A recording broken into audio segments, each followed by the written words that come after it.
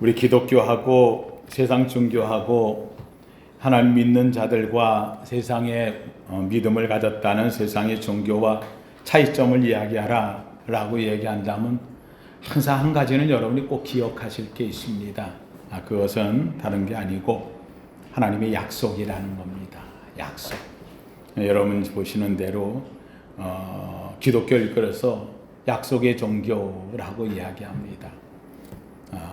그래서 성경을 일컬을 때에 커버넌트, 약속의 책, 언약의 책이라고 얘기합니다. 모든 세상의 종교라고 하는 것은 다 나름대로의 경전을 다 갖고 있어요. 근데 그 경전이 약속이라고 하는 경전으로 갖고 있는 것은 우리 기독교밖에 없다는 겁니다. 그럼 그 약속이 무엇일까? 하나님께서 우리에게 하시는 그 약속, 그건 다른 것 없습니다. 하나님이 우리에게 오신다는 것입니다. 예수 그리스도를 보내시겠다는 약속입니다. 그래서 우리가 구약을 일컬을 때에 구약의 가장 핵심의 메시지는 예수를 보내겠다, 메시아를 보내겠다.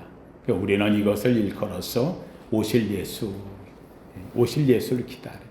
그래서 구약에 있는 수많은 선지자들, 우리가 잘 아는데 요엘, 아모스, 오바댜, 요나, 미가, 나훔 쭉 있는 모든 선지자 다 한결같이 그들이 얘기하는 것은 메시아가 온다.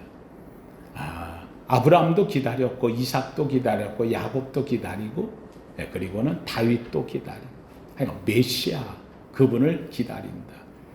그게 구약 전체의 약속입니다.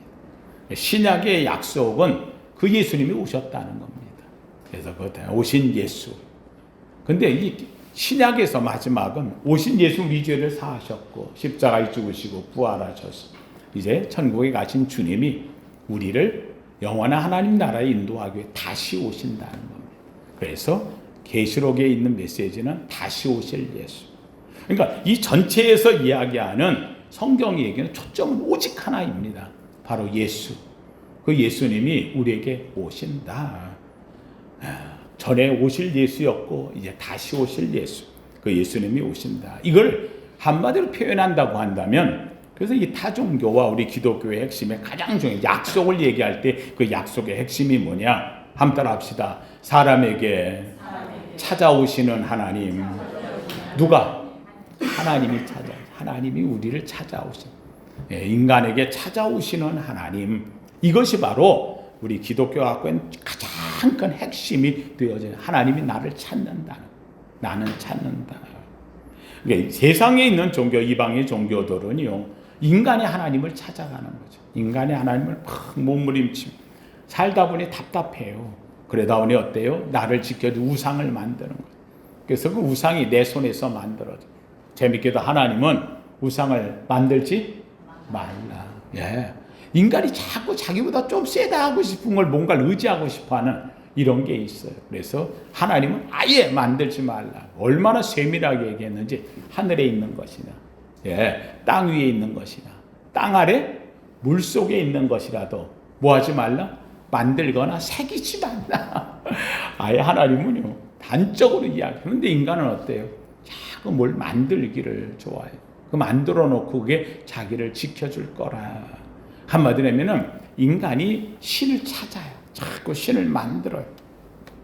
답답하니까 우상을 만들고 답답하니까 자기를 도와줄 신을 찾아 나선다고 찾아 나서고 인간이 답답하고 힘들고 어려우니까 자꾸 신에게 부르짖어 가지고 그 신을 깨우려고 들고 응답하려고 들고 신에게 뭔가를 대가를 받으려고 들고 인간이 자꾸 신을 찾아가는 것이 바로 세상의 종교지요.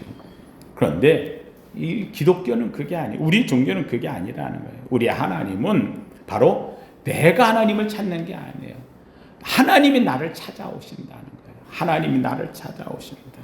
성경에 나오는 모든 믿음의 위인들의 특징은 다 똑같아요. 누가 먼저 찾으셨다? 하나님이 찾으셨다. 하나님이 에녹을 불러 동행하셨고 하나님이 아브라함을 갈대아 우르에서 불러 그와 동행하셨고 하나님이 이삭을 찾으셔가지고 동행해 주시고 하나님이 저 미디안 강에서 인생 끝장났다고 생각하는 모세를 불러가지고 그래서 이스라엘 백성들에게 이끌어내는 지도자로 세워주셔. 갈릴리 바닷가 강가에서 갈릴리 호수에서 물고기 한 마리도 못 잡았던 베드로에게 주님이 찾아가셨어. 베드로에게 내가 이제부터 사람 낚는 어부가 될 거야 하고 그를 불러주시는, 하나님이 그를 불러주었다는 거예요. 자기 딴에는 자기가 굉장히 위대한 줄 알았지요. 그래가지고 로마의 시민권도 있고 가인은 율법사 중에 율법도 자기 온전히 지켰고 바리새인 중에 바리새인이고 유대인 중에 유대인이고 뭐 온갖 걸로 자기 걸 다 치장했던 그가 하나님 앞에 범죄함으로 살았어. 그랬던 그 하나님께서 그 버림받고 쓸모없고 정말 지옥의 아름목을 차지해야 될 이런 존재 같은 그를 하나님이 불러내셨어. 그래가지고는 이 일을 불러서 이제부터 내가 너를 세상에 복음을 전하는 자로 삼을 것이다. 놀랍게도 그가 하나님 앞에 붙들리고 보니 자기의 생애에 있었던 모든 것들이 얼마나 헛된 것인지를 알았어. 누굴 만나고? 하나님 만나고 주님을 만나고 그래서 자기의 모든 것을 다 어떻게 해요? 가졌던 것을 배설물로 여겼다. 그리고는 하나님 앞에서 내가 쓸모없는 자인데 나 같은 자를 불러줘. 나는 내가 큰 자인 줄 아는데 나 아무것도 아님을 알았습니다. 주님, 이제부터는 나는 주님 앞에 가장 작은 자입니다. 하나님이 날 택하셔서 내가 쓰임받습니다. 그러고는 주님 앞에서 낮아지고 또 낮아지고 그래서 자기 이름을 바꾸잖아요. 원래 이름이 사울 큰 자란 이름이었는데 주님을 만나고 보니 내가 만큼 쓸모없는 자가 없어. 그래서 자기를 가장 작은 자라. 그래서 바울은 얘기 내가 죄인 중에 괴수로다. 자기를 가장 작은. 그래서 그의 이름을 바울. 그래서 사도 바울 우리가 할 때 바울이라는 말은 가장 작은 자, 작다라는 누굴 만나고 주님을 만나거나 그 인생은 바뀌어지게 되어져 있다는 거지. 사랑하는 성도님들 그렇습니다. 사랑하는 성도님들 주님은 우리에게 찾아오시는 분입니다. 여러분 하나님은요 걱정 근심이 없는 것 같잖아요. 전지전능한 분이 무슨 걱정 근데 걱정하셔요. 근심하셔요. 하나님이 가장 힘들어하실 때가 있어요. 언제 힘들어하느냐? 바로 하나님의 형상을 가진 우리 인간이 잘못된 인생을 살 때, 하나님이 지으신 그 뜻을 따라 살지 못할 때 하나님이 염려하셔, 걱정하셔, 근심하셔요. 뿐만 아니라 하나님께서는요 그걸 보고 괴로워하셔요. 그래서 하나님께서는 마음에 속상해 하시는 거예요. 저러지 말지. 그리고는 하나님은요 같이 아파하시는 하나님. 그 전능한 하나님이 뭐가 부족할 게 있어가지고 이유는 딱 한 가지. 바로 자신의 형상을 가진 인간, 하나님을 닮은 자가 하나님이 닮은 대로 살지 못함으로 그래서 하나님은 근심하고 걱정하고 속상해하시고 답답해하신다 하는 것을 이야기하는 거죠. 그래서 우리 앞에 오늘 읽은 말씀의 그 앞에 넘어가면 26절에는 이렇게 말하고 있어요. 오직 성령이 말할 수 없는 탄식으로 우리를 위하여 친히 간구하시는, 말할 수 없는 탄식을 하시는 하나님께서. 왜요? 우리 인생이 잘못된 길을 갈 때 하나님은 탄식하신다. 사랑하는 성도님들, 여러분 한번 보세요. 내가 아이를 태어나는데 이 아이가 혹시라도 무슨 병이 있거나 아프거나 해보세요. 그 부모 마음이요 아무 생각 안 들어. 그저 이 아이 때문에 걱정하고 근심하고 염려하고 밤에 잠을 못 자고 얘를 돌봐주고 얘를 지키려고 애를 써요. 애가 나서 처음 애는 건강해요. 잘 자라요. 그런데 세상에 태어나 첫 번째 지나고 보다 보니까 한 일주일 두 주일 지나니까 어때요? 황달이라는 게 와요. 몸속에 있다가 밖에 나오니까 자연적. 근데요 그럼에도 불구하고 이 황달로 인해서 애가 어떻게 잘못될까, 아파할까 걱정이 돼요. 그 애 때문에 싸매주고 열이 날까, 얼굴에 노랗게 황달로 온 것을 보고 그 좀 지나면 괜찮아지겠지만 그래도 염려하는 거. 병원에 가고 살펴주고 달펴주고 아이 때문에. 그런데 이 아이가 만약에 병이라도 나보세요. 어딘가 뭔가 문제가 있다고 하는 말 들어보세요. 그것만 걱정이 없어요. 그것만 근심이 없어요. 저희 집 사람이 우리 셋째를 갖고 나서요. 셋째를 가졌는데 병원에 갔더니만은 의사 선생님이 하는 얘기가 애가 머리가 좀 크네요. 와, 의사가 하는 이 한마디 때문에 얼마나 걱정이 되는지, 혹시라도 무슨 증후군이 있는지, 애가 뭔가 어딘가 기형은 아닌지 걱정이 되는 거예요. 집에 와가지고는 잠을 못 자요. 왜 못 자느냐 그랬더니 애가 머리가 크대는데 검사를 받아봐야 되는데, 이 한마디 때문에 이 어미의 마음은요 참을, 저도 걱정이 되잖아요. 그러더니 이거 아는 것도 없고 애가 머리가 크다는데 혹시라도 이게 기형이 아닌가 뭐가 아닌가. 그래서 안 되겠다, 의사 한번 다른 병원에 가보자. 그래서 다른 병원에 갔어요. 그랬더니 그 병원에 갔더니 거기는 산부인과의 의사가 여자 선생님들아, 여자 의사 선생님한테 죄송해요, 지금 다른 데 병원에 다녔었는데 걱정이 돼서 왔다고. 왜요? 애가 머리가 크다고 하는데 이거 어떻게 해야 되는지 검사를 해봐야 되는지 했더니 여자 선생님이 딱 의사 선생님 하네, 아니 애가 큰 애도 있고 작은 애도 있지. 야, 세상에 그 말 한마디가요 근심 싹 사라지게 만들어요. 얼마나 감사한지. 그래서 그 병원에서 아이를 낳았어요. 애가 큰 애도 있고 작은 애도 있지. 부모 마음은 그 작은 한마디에도 걱정하고 근심하고, 애가 머리가 커도 걱정이고 작아도 걱정이고. 사랑하는 성도님들, 주님께서는 우리의 모습을 보면서 늘 염려하셔요. 혹시라도 우리가 잘못되거나 하면 더 걱정하셔, 힘들어하시는 것이 바로 주님의 모습이라는 거예요. 잘못됨을 살 때 주님은 우리를 보고 염려하셔요.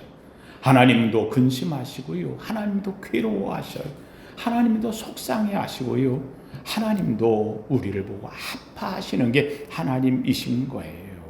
그래서 하나님께서는 그렇게 하면 안 돼, 저렇게 하면 안 돼, 하나님의 뜻을 따라 살길 원하셔서 말할 수 없는 탄식으로 성령이 우리를 위하여 기도한다, 근심한다, 걱정한다, 간구하신다고 성경은 우리에게 이야기하고 있다는 말씀이에요. 왜요? 하나님 우리를 아시기 때문에 하나님 우리를 불렀어요. 그래서 성경이 이야기하는 거예요. 너를 지명하여 불러 내 것이라 인천날.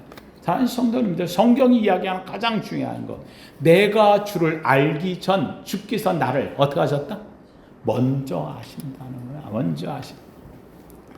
사랑하는 자들아, 우리가 서로 사랑하자. 사랑은 하나님께 속한 것이니 사랑하는 자마다 하나님을 알고 사랑하지 아니하는 자는 하나님을 알지 못함이라. 우리가 하나님을 사랑하는 것이 아니요 하나님이 먼저 우리를 사랑하셨으니 할렐루야. 하나님이 나를 먼저 아신다는 거예요. 성경이 우리에게서 나는 세상과 다른 것은요, 우리가 신을 찾아가서 신에게 매달리는 게 아니라 하나님이 우리를 먼저 아신다.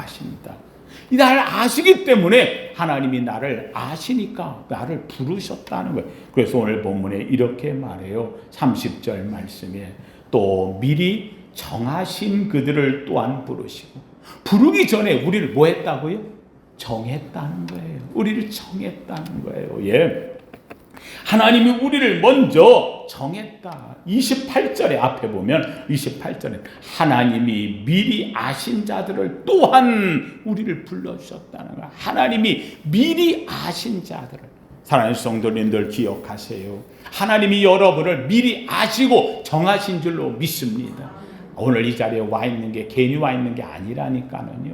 하나님이 나를 불러주셨기 때문에 나를 여기에 있게 하신 것이고요. 내가 여기에 있는 것은 하나님이 미리 아시고 나를 정해서 여기에서 하나님의 자녀가 되게 하신 줄로 믿습니다. 이걸 이야기하시는 거예요.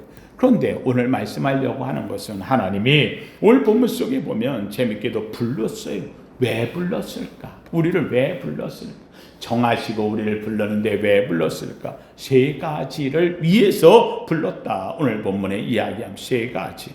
첫째는 오늘 본문 속에서 29절에 이렇게 말해요. 하나님이 미리 아신 자들을 또한 그 아들의 형상을 본받게 하기 위하여 미리 정하셨다. 하나님이 우리를 부른 이유가 첫 번째는요, 그 아들 예수를 본받게 하려고, 한마디로 예수를 닮게 하려고. 그러니까 성도님들, 저는 우리 성도님들이요, 예수님 닮는 것이 우리 인생의 삶이에요. 예수처럼 살라는 거예요. 예수님이 이 땅에 오셔서 사는 것 두 가지를 위해 살았어요. 예수님은요, 첫째는 하나님의 뜻을 이루기 위해서, 하나님의 뜻을 이루기 위해서, 그리고 그 뜻을 통해 하나님을 영화롭게 하기 위해서, 이것을 나타낸 것이 웨스트민스터 요리문답 인간의 목적을 이야기해요. 사람의 제일 되는 목적이 무엇이뇨? 하나님을 영화롭게 하며 그를 영원토록 즐거워하며 사는. 저는 원합니다. 오늘 이 자리에 나온 우리 사랑하는 성도님들이 와 있는 자체로 하나님을 영화롭게 하기를 주의 이름으로 축원합니다. 여러분, 우리가 나가서 세상 속에 살면서 내가 무엇을 먹든지 마시든지, 내가 무엇을 입든지, 여러분 기억하세요. 이걸 먹고 이걸 마시고 이걸 입으면 이걸 통해 하나님이 영화로움을 받을 것인가를 생각하시면 돼요. 사랑하는 성도님, 그러니까는요, 왜 담배를 하지 말라고 하느냐? 담배 피는 것. 사랑하는 성도, 나는 하나님의 영상을 가진 자야. 백해무익한 이 담배가 내 속에 들어가가지고 나를 썩게 만든다? 그러면 이걸 통해서 하나님이 영화로워지겠느냐는 거예요. 영화로움이 아니면 하지 말아야지. 그건 하지 말아야 되는 거예요. 예, 술을 먹는다. 그래요. 한 잔, 두 잔, 뭐 즐거움으로 먹고 마시고 할 수 있어요. 그거 먹는다고 죄인 되는 거 아니고요. 그거 먹는다고 구원 못 받는 거 아니에요. 예, 여러분의 가정에서 부부가 앉아가지고 서로 즐거움으로, 기쁨으로, 행복함으로 한두 잔 마시고 하는 거, 그거 누가 뭐라고 하겠어요. 이제는 다른 세상이 되었으니까 그것 때문에 탓하지 않아요. 오죽하면 성경에 사도 바울도 디모데에게 몸이 약할 때에 내 몸을 위하여서 한 잔의 포도주를 마시라라고 이야기를 하는 것처럼, 여러분 즐거움과 기쁨, 은혜가 되어지는 것이 있어요. 그것이 꼭 악한. 그런데 문제는 이게 나중에 술을 먹다가 술에 취해가지고 술을 먹으면 이때부터 술 중독이 되어지잖아요. 그럼 어떻게 돼요? 자기 몸을 어가지도 못하는 상황까지 갈 정도로 술에 매여 산다? 이건 아니지요. 또 세상 사람들이 이야기를 해요. 야, 예수 믿는 사람들은 술을 안 먹는데 라고 이야기를 하면 덕을 세우기 위해서도 우리는 좀 삼가하는 거지요. 예. 그러니까 내가 먹고 안 먹고가 문제가 아니라 이걸 먹어서 하나님의 영광이 된다면 먹고, 만약에 이걸 먹지 않은 것이 영광이 된다고 하면 안 먹고, 먹든지 마시든지 먹든지 안 먹든지 누구를 위하여? 하나님의 영광을 위하여. 믿으시면 아멘. 이 삶을 사는 거예요. 그래서 바울은 내가 주를 위하여서 내가 일생에 고기를 먹지 않으려. 왜 고기를 안 먹어요? 고기는 다 음식이잖아요. 그런데 왜 바울은 그런 말을 썼느냐? 이유가 그 시대의 고기는 다 뭐에게 바쳤던 것? 우상에게 바쳤던 것이 신전에서 나오거든요.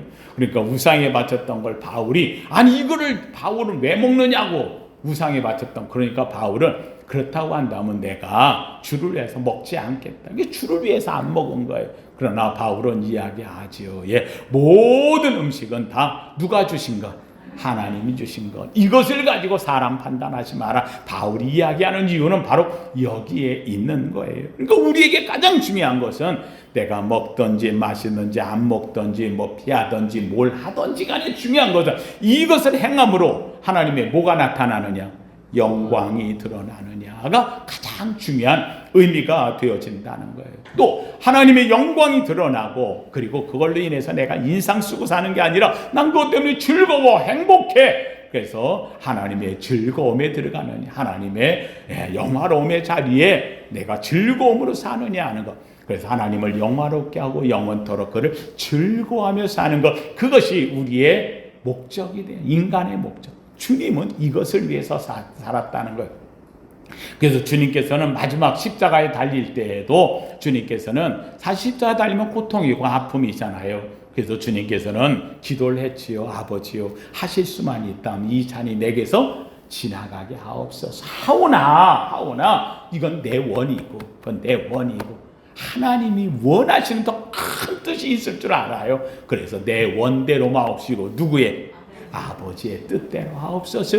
그래서 내 원을 접고 십자가를 지는 아버지의 뜻의 길을 가는 주님이 되어, 우리의 삶이 그거예요. 나는 이렇게 원하지만 하나님, 그러나 주님의 뜻이 다 크고 위대한 일이 있다면 주의 뜻을 이루어 가시옵소서. 이걸 이야기하는 거예요. 한마디면 예수님처럼 주님을 본받게 하려고, 왜요? 그것이 사람의 사는 목적이 바로 여기에 있기 때문에. 두 번째, 사랑하는 성도님들, 내가 주님을 닮기를 원한다고 한다면 주님 닮고, 두 번째는 뭐라고 이야기하느냐? 오늘 30절에 보니까 하나님께서 미리 정하신 그들을 또한 부르시고, 부르신 그들을 또한 뭐 하시게 하시려고? 의롭게 하시려고. 의롭게 하시려고. 하나님이 우리를 부른 이유는요, 두 번째는요, 첫 번째는 주님을 닮아가고, 두 번째는요, 그 부름을 받은 우리가 의로워지길 원하는 거예요. 여러분, 성경의 모든 미인들의 공통된 특징은요, 주 앞에서 의로워지는 거예요. 주 앞에. 아브라함은요, 아브라함이 여호와를 뭐하니? 믿으니 여호와께서 이것을 그의 뭐로? 의로. 아브라함은 주 앞에서 의로운 자라 칭함을 받았다는 거예요. 다윗 범죄했지요. 잘못했지요. 그럼에도 불구하고 다윗의 삶 속에서 다윗이 기도하는 거예요. 주 앞에서 죄의 가리움을 입고 의롭다 칭함을 받은 자가 복이 있도다. 우린 죄인이. 그런데 주님 앞에서 우리가 하나님을 믿음으로 우리가 의롭다함을 얻는 것, 내 죄가 가리움을 입는 것, 이게 복 있는 자다. 한마디로 한다면 오늘 본문 속에 바로 우리가 하나님이 나를 부르신 이유는 예수 그리스도의 보혈로 말미암아 내가 의롭다 칭함을 받는 것. 영접하는 자, 곧 그 이름을 믿는 자들에게는 하나님의 뭐가? 자녀가 되는 의롭다 칭함을 받는 자가 되어진다 하는 것을 이야기해요. 그래서 첫째는 주님을 본받고, 두 번째는 나를 의롭게 하시려고. 왜요? 의로워져야 구원이 되어지고 그래 하나님의 자녀가 돼요. 그럼 그걸 끝나느냐? 아니, 세 번째가 나오는 거예요. 바로 30절 끝에 보니까 또한 의롭다 하시고, 의롭다 하신 그들을 또한 뭐하게 하시려고? 영화롭게 하시려고. 하나님은요, 가장 여러분에게 원하는 것은 여러분을 정해서 불렀어요. 지명했어요. 내 것을 인쳤어요. 이제는요, 사랑하는 성도님들이 의롭다 칭함을 받은 자가 되었다면 이제부터는 여러분이 영화롭게 살기를 원해요. 여러분의 삶이 영화로운 자, 에덴에서의 아담과 하와의 삶의 모습처럼, 죄짓기 전의 모습처럼 온전함에 영화로운 자로 주님은 살길 원하신다는 거예요. 사랑하는 성도님들 한번 보세요. 우리의 모습이 영화로운가요?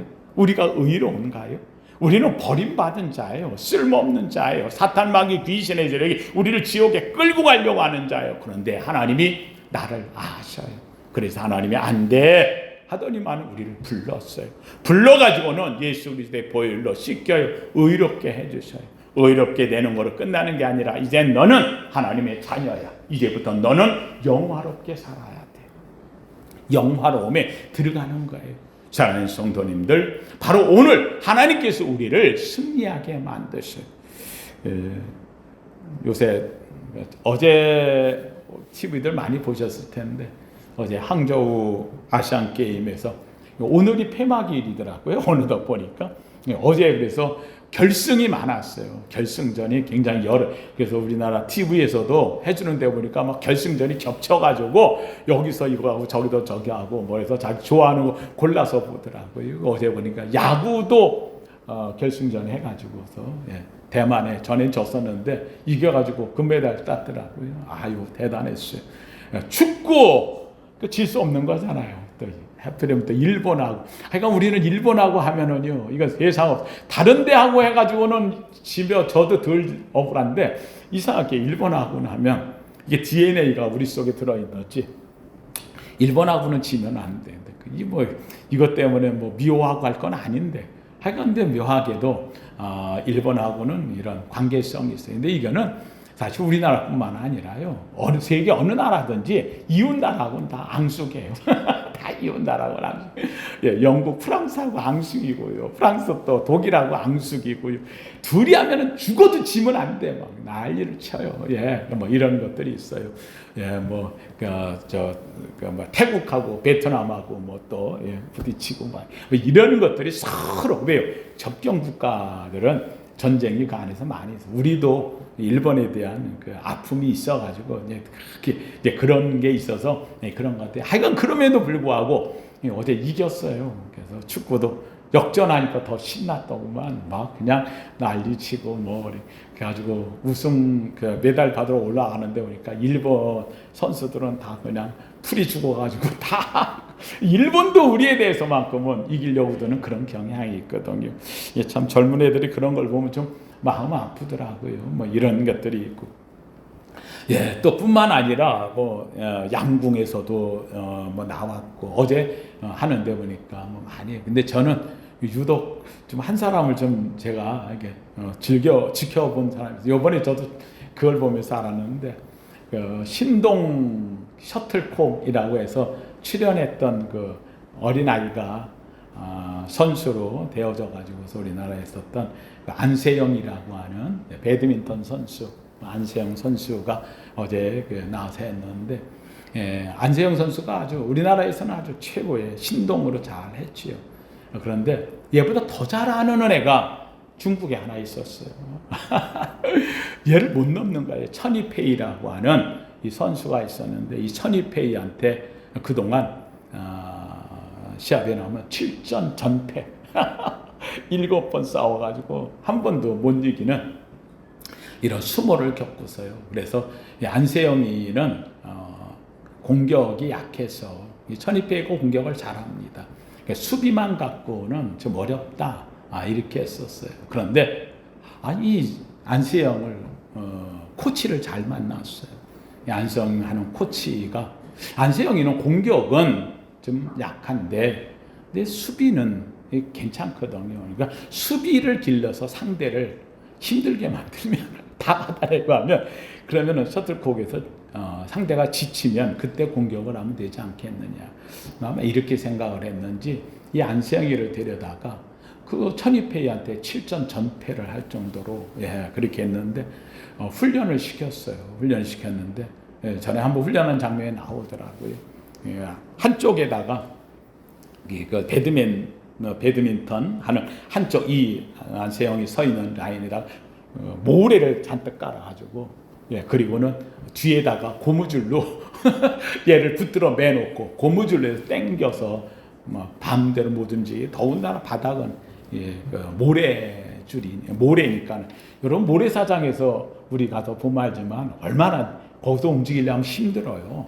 걷는 것도 잘 이게 쉽지 않거든요. 근데 그 모래바닥에서 저쪽에서 공격하면 그걸 받아내는 거예요.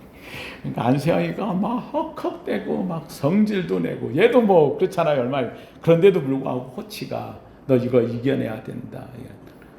세상에 그 모래바닥에서 그걸 받아치고 이거를 훈련을 얼마나 오래 시켰는지. 결국 이제 얘가 나왔지요. 그래서 이제 몸에 있는 고무줄도 풀고 모래바닥에서 받아치고 올리고 하는 이런 훈련을 끝냈는데, 그러고 나서 이제 맨바닥에서 하니 얼마나 가벼워. 몸이 얼마나 가벼운지. 그러니까 여러분 안세영 그 선수 할 때 보면은요, 세상에 그 도저히 불가능한 거를 가서 다 받아서 올리는 거예요. 몸이 가벼우니까 이걸 하기 시작하더니 작년에 인도네시아에서 있었던 대회에서 천이페이를 처음으로 이겼어요. 천이페이 중국 선수를 이겼어요. 한번 이겼지 했는데 이게 웬일이에요? 예, 전형 오픈대, 세계에서 가장 유명하다는 영국 오픈 테니스 대회에서 나가서 거기서도 천이페이를 이기고 우승을 했어요. 그 이후로 이 천이페이를요 계속 이기는데, 요번에 또 아시안 게임 단체전을 하는데 배드민턴에서 천이페이를 또 만났어. 근데 거기에서 또 이겼어요. 요번에 이제 개인전이니까 그래서 어저께 이제 만난 거예요. 어저께 만나가지고 하는데 이게 웬일이에요? 한 게임 하다가 그만 다리에 이 무릎에 부상이 와가지고 1게임에서 겨우 이겼는데, 이 게임에서는 결국은 다리 부상으로 인해가지고 이 두 번째 게임에서는 졌지요. 이런 상태. 그게 내가 볼 땐 포기할 만한데, 아마 거기에 같이 갔었던 그 어머니가 자기 딸 무릎 완전히 혹시라도 망가질까봐 포기해라, 기권해라 라고 했는데 그 말을 못 들었대요. 그러고 나서 계속 그냥 게임을 했는데, 놀라운 것은 안세영이가 공격을 하지 않고 그냥 받아내는 것만. 천이페이가 결국은 3세트가 아니라 지쳐가지고 지쳐서 공을 받지를 못해서 결국은 시간으로 연장되어지 계속 끌고 받고 하더니 압도적으로 세상 이거 다리 부상을 갖고도 이겼어요. 제가 이것을 보면서 내가 정말 저 안세영이를 보는 눈을 가진 감독과 코치가 21살짜리 2002년생이에요. 이 아이를 세계의 최고의 등극으로 만들어 놓는구나. 참 누굴 만나느냐에 따라 인생이 달라지는구나. 생각을 봐요. 안세영이는 어제 함으로 말미암아 결국은 이제 그랜드슬램으로 이제 올림픽에서만 금메달 따면 되는 걸로. 그래서 그랜드슬램은 지금은 대관식이라 해서 완전히 안세영을 지금 적수가 없다고 하죠. 무릎 부상에서도 천이패를 이겼으니까 이제는 뭐 무릎이 완전히 떼어지면 누가 그를 건드리겠느냐. 오죽했으면은 중국의 한 선수가 그하고 5위 되는 선수인데 안세영하고 시합을 하고 나서 하는 얘기가 자기가 신하고 하는 줄 알았다. 얼마나 아무리 때려도 그걸 다 받아내니까 자기는 신하고 하는 줄 알았다고 하는 말을 했을 정도로 이 선수를 이렇게 지켜 올렸어요. 근데 문제는 그는 7전 전패하던 사람이에요. 이제는 안 된다고 중국을 못 넘는다 했어요. 그런데 그를 훈련시킨 코치와 감독이 그를 세계의 최강의 선수로 만들어냈어. 누굴 만나느냐. 자연스러운 감독과 코치라고 하는 이 사람들은요, 선수를 발굴하러 다니는 사람들이 다니면서 선수만 보는 거예요. 이 사람 쓸 건가, 얘는 갖다 놓으면은, 얘는 정말 큰 일꾼 되겠다. 금메달감이다. 그 코치와 감독들이 다니면서 시합할 때마다 사람을 보러 다니는 거예요. 사랑하는 성도님들, 오늘 우리에게 성경은 이야기하는 거예요. 하나님이 불꽃 같은 눈동자로 우리를 불러내신다는 거예요. 사랑하는 성도님, 내가 볼 땐 난 아무것도 아니에요. 쓸모없는 존재. 그런데 하나님이 너 지명했다는 거예요. 너 인정했다는 거예요. 그리고 널 불렀다는 거예요. 사랑하는 성도님들, 하나님이 불러오는 이 자리에 우리가 서 와 있다는 것은 우리가 아무것도 아닌 존재가 아니라는 거예요. 하나님 앞에서 우리는 부름을 받았고, 부름을 받아서 하나님의 영화로운 멸류관을 씌우기까지 우리를 훈련시키고 우리를 인도해 주시고 있다고 하는 사실인 거예요. 사랑하는 성경을 한번 보세요. 성경에 우리가 인정할 만한 위대한 인물이 누가 있어요? 여러분, 우리 잘 아는 대로 다윗을 불러서 하나님이 썼어요. 다윗? 집안에서 인정 안 했어요. 형제들조차도 화를 내면서 너 여기 왜 왔느냐고 이야기할 만큼 다윗 별 볼 일 없는 존재였어요.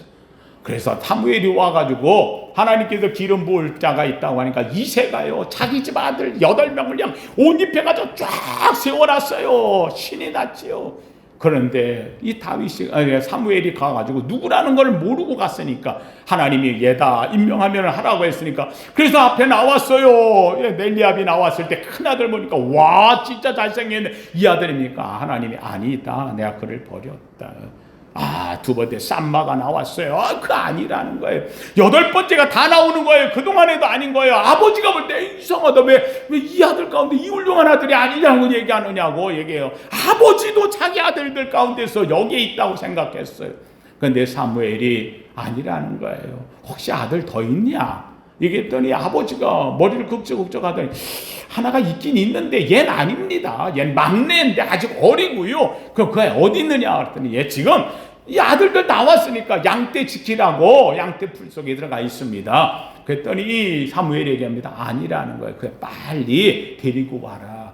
아버지고 얘는 아닌데 막내인데 별 볼 일 없는데 형제들도 인정 안 하는데 그래서 거기 있는데 그런데 데려오라고 하니까 어떻게 해요? 가서 빨리 데리고 와줘. 씻겨가지고 데리고 왔어요. 그랬더니 하나님이 보시는 거예요. 사무엘이 맞다 얘다는 거예요. 하나님의 마음에 합한지라. 산성들 여기 중요한 게 있어요. 사람 보는 눈과 하나님 보는 눈이 다르다는 거예요. 주께서 물꽃 같은 눈동자로 그 심령까지 보고 계셔. 하나님이 인치는 자가 다르다는 사실이에요.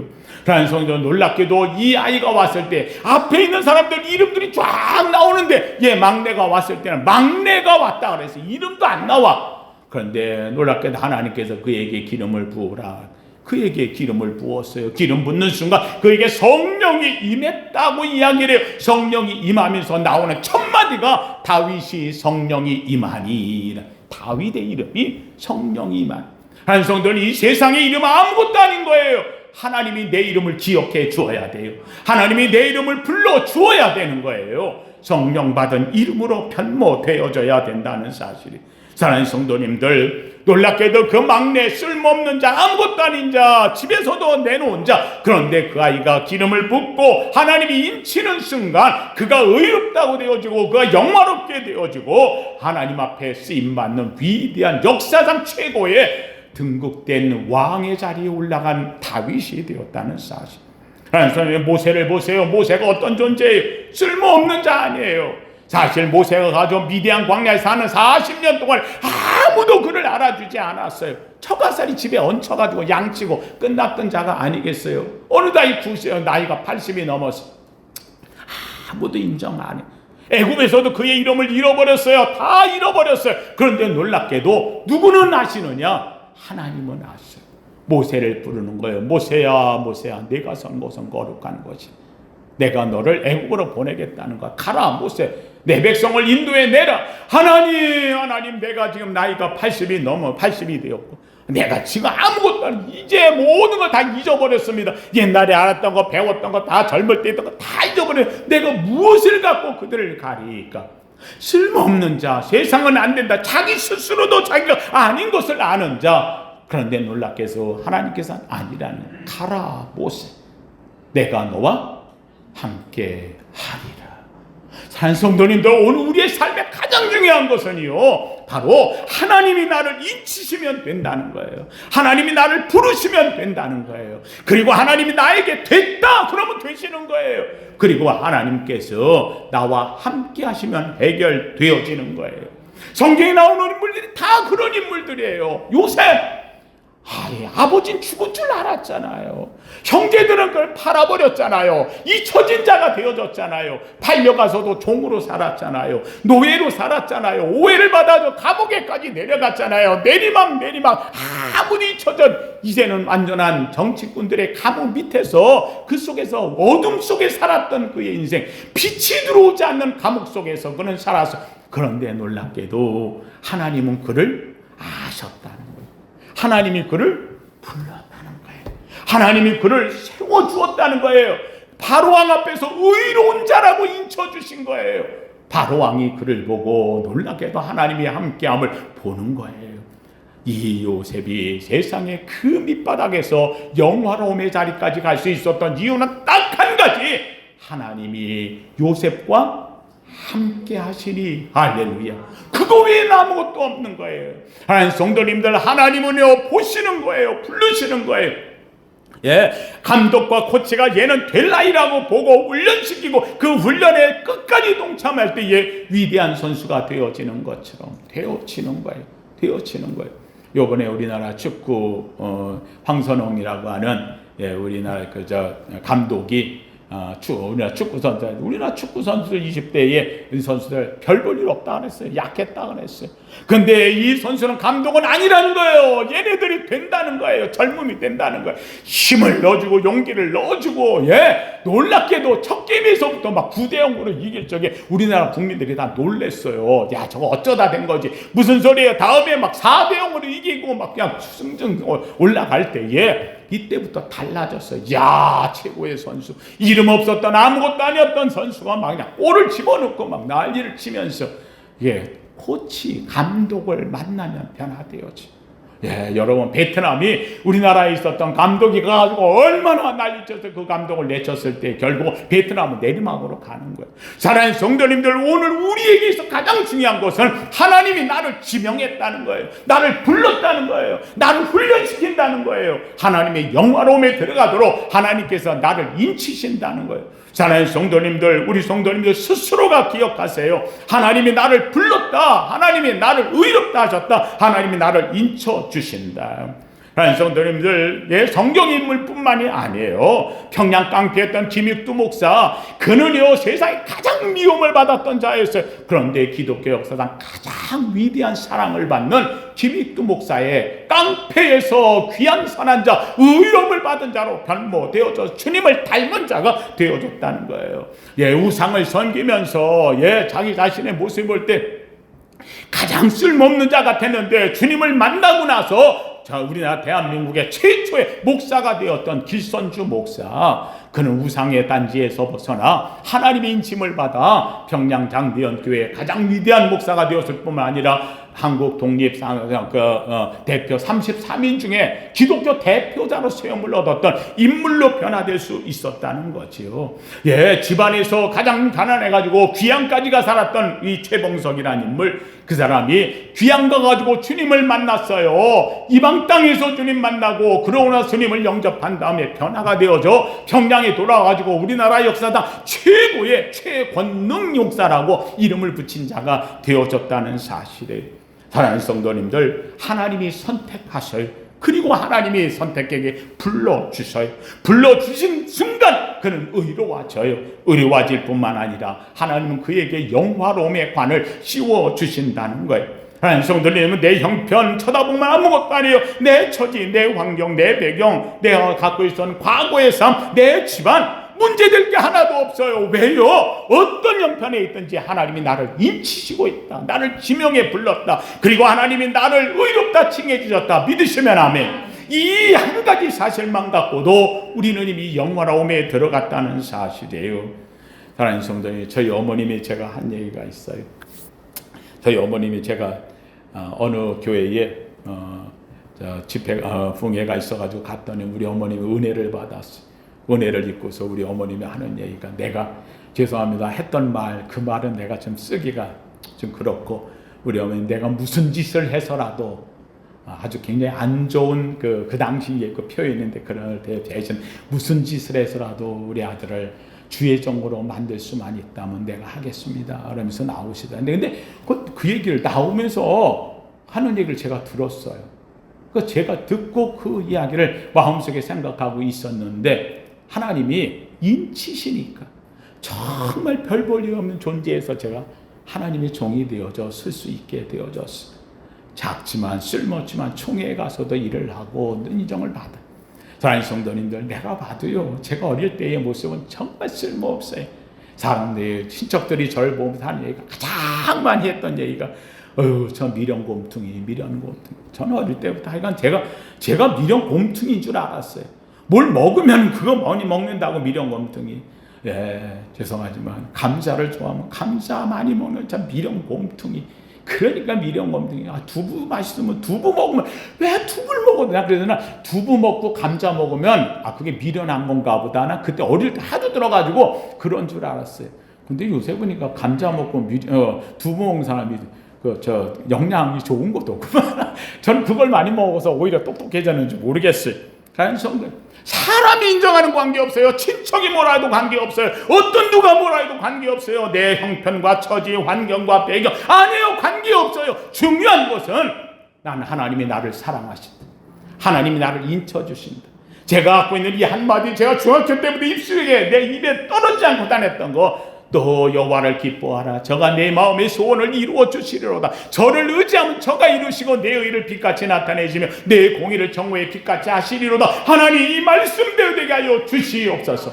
믿고 의지했어요. 하나님이 길을 여셔요. 내가 볼 땐 불가능해요. 안 돼요. 그런데 하나님이 함께 하시니까 되어지더라는 거예요. 오늘 본문의 28절은 그래서 이렇게 말해요. 우리가 알거니와. 우리 알지 않냐는 거예요. 다 알지 않냐는 거예요. 하나님을 사랑하는 자, 곧 그의 뜻대로 부르심을 입은 자. 나 부름 받았어요. 그의 뜻대로 부름을 받았어요. 주님이 뜻이 있어 나를 불렀어요.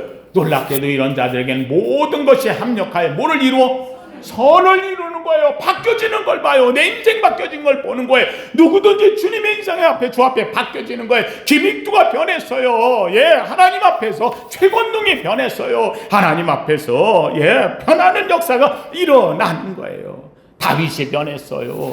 하나님 앞에 모세가 변했어요. 그들의 형편과 처지를 본다면 쓸모없는 자리예요. 그런데 그들은 하나님이 딱 붙잡는 순간 인생이 바뀌어지는 거예요. 사랑하는 성도님들, 결론을 말합니다. 하나님이 부르시면 되는 거예요. 하나님이 인치시면 되는 거예요. 하나님이 잡으시면 되는 거예요. 성경에 말이 나와요. 예, 사막에 샘이 흐르리라. 사막에 무슨 샘이 흘러요? 누가 하시니까? 하나님이 하시니까. 우리 인생의 사막에 샘이 흘러 들어오는 거예요. 강물이 흘러 넘치는 거예요. 황무지에 꽃이 피는 거예요. 인생 쓸모없는 우리 아무것도 아닌 인생에 놀랍게도 백합이 피고 장미가 떠오르고 하나님의 꽃이 우리에게서 피어오른다는 말씀이에요. 험한 인생에 영화로움에 피어오르는 역사가 바로 여기서 일어난다는 거예요. 왜요? 주님이 우리의 감독이기 때문이에요. 성령님이 우리의 코치이기 때문이에요. 하나님이 나를 잘 아셔요. 성령님이 나의 길을 아셔요. 나를 지도하셔요. 아멘. 순종하며 가는 그 길목에서 하나님께서는 우리에게 인생의 금메달을 씌워주시고 하늘의 면류관을 입혀주시고 하늘의 영화로움에 들어가는 자로 삼을 줄로 믿습니다. 이 아름다운 은혜의 주인공 아시안 게임에서 금메달을 따는 저들을 보면서 코치가 잘했구나, 감독이 잘해줘서 이렇게가 되었구나. 사랑하는 성도, 오늘 우리의 감독은 주님이고 우리의 코치는 성령님이고 바로 우리에게 면류관을 주실 하나님이 계시다는 이 사실을 알고 부름받고 의롭다 칭함받고 영화로움에 들어간 이 은혜 입은 자로 아멘 아멘 가기를 예수 이름으로 축원합니다. 거룩하신 하나님 감사합니다. 하나님, 오늘도 주님 앞에 모인 우리 사랑하는 성도들, 하나님이여 주님 앞에 온 것이 얼마나 기쁘고 감사한지 하나님이 정하셨고 하나님이 부르셨고 하나님이 우리를 의롭다 하셨고 하나님이 우리를 영화로움에 들어가게 하셨습니다. 주의 손에 잡힌 바 되었고 하나님이 함께 하시기 우리 인생의 사막 같은 곳에 강이 흐르며 샘이 터지고 하나님의 황무지 같은 인생에 아름다운 꽃이 피고 울창한 숲이 생겨짐을 봅니다. 하나님이 오늘도 주 앞에 놓인 성도들 하나님의 잡힌 바 되어 또다시 멋진 한 주간 출발하게 하여 주시옵소서. 예수님 이름으로 기도하옵나이다. 아멘.